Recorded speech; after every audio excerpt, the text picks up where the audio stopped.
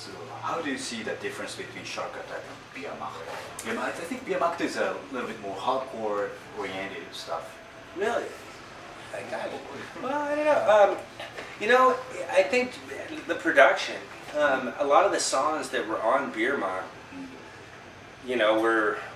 we had already written and stuff, and so there were songs that are on WEHRMACHT that we would have put on Shark Attack and so on. They are all demos. So. Yeah. The difference, I don't know. It's hard for me, because I don't know how to answer that. So you do not see much difference between those two albums? Other than the production, the sound quality. I could see if somebody were to analyze it, the difference. I think when WEHRMACHT came out, the lyrical approach was a little different. It was a fun record. A lot of the bands of the genre, there's not a lot of bands like us or records like WEHRMACHT that you would put on Friday night and be able to party and listen to and have fun with. And that's something that's been as natural to us as as anything else. So it's hard for me to look back and compare them, but I respect and I honor that.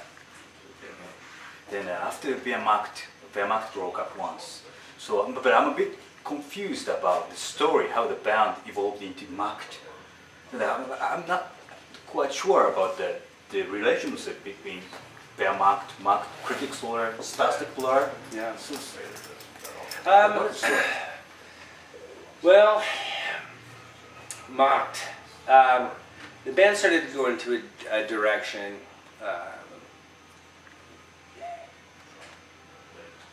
It started to, I don't know how to, started to write more complicated riffs. I think we've always, I think there was a couple reviews that said, oh, these guys don't know how to play their instruments or something. And I think at the time when MACHT came around, there was a lot of a Voivod influence, and it was, we just were riffing out, and it was like what I call a daisy chain of riffs, one riff after the other.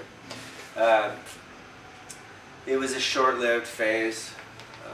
I left the band then, and Spastic Blur kind of went and did their thing at the time. Then I went and did a record with Cryptic Slaughter, who have always been good friends of ours, and kind of like-minded in terms of the way we played and the speed of the music and things like that. So they did I think a tour without me and a couple other guys, and then they went off and did and then they did the Spastic Blur thing for a while.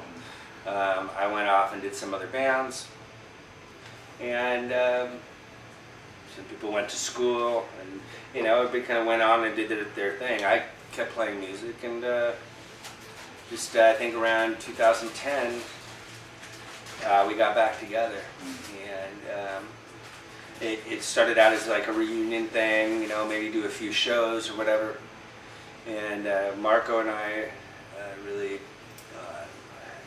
rediscovered the connection of writing music that we did when we were teenagers, and that love for being creative and writing music together.